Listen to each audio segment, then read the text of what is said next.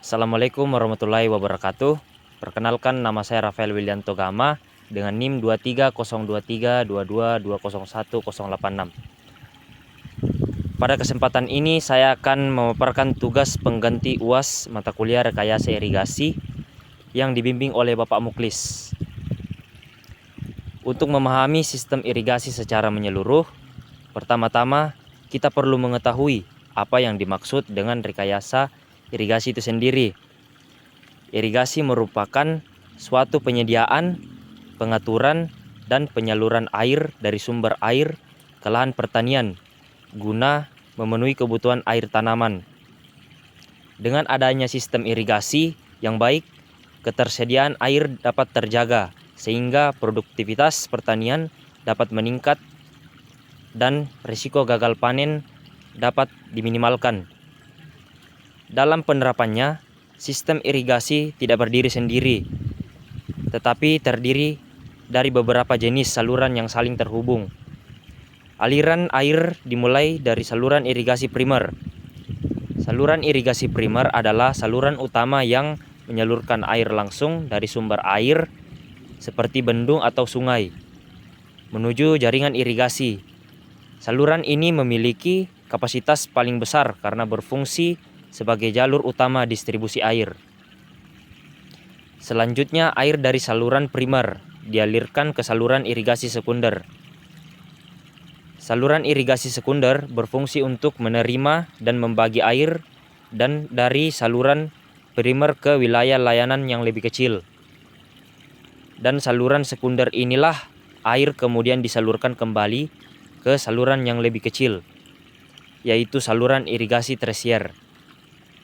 Saluran irigasi tersier merupakan saluran yang menyalurkan air secara langsung ke petak-petak sawah atau lahan pertanian.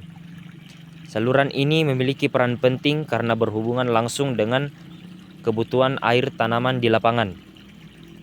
Selain ketiga saluran tersebut, terdapat pula saluran pembuangan atau drainase yang berfungsi untuk menyalurkan kelebihan air agar tidak terjadi genangan yang dapat merusak tanaman. Agar setiap saluran mudah dikenali dan dikelola, maka diperlukan sistem penanaman saluran irigasi.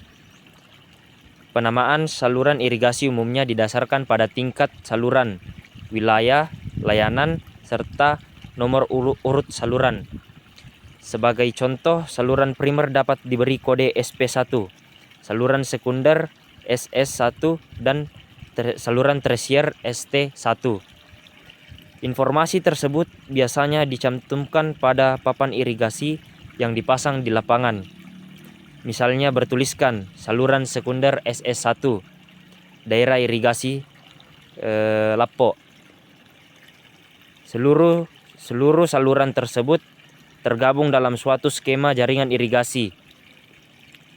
Skema jaringan irigasi menggambarkan alur distribusi air yang dimulai dari sumber air, kemudian mengalir ke saluran primer, dilanjutkan ke saluran sekunder, selanjutnya ke saluran tersier, hingga akhirnya air sampai ke lahan pertanian.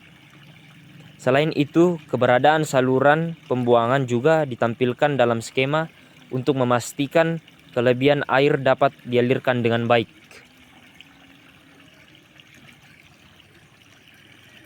Sebagai penutup, dapat saya simpulkan bahwa sistem irigasi merupakan satu kesatuan yang saling berkaitan mulai dari air hingga ke lahan pertanian. Dengan perencanaan dan pengolahan jaringan irigasi yang baik, distribusi dapat berjalan secara efektif dan efisien. Demikian pemaparan tugas pengganti UAS mata kuliah rekayasa irigasi dapat saya sampaikan. Terima kasih atas perhatian teman-teman sekalian. Wassalamualaikum warahmatullahi wabarakatuh. Sekian dan terima kasih. Wah, udah sampai 4 menit itu, Le. Setengah 4 menit 30 detik. Yai.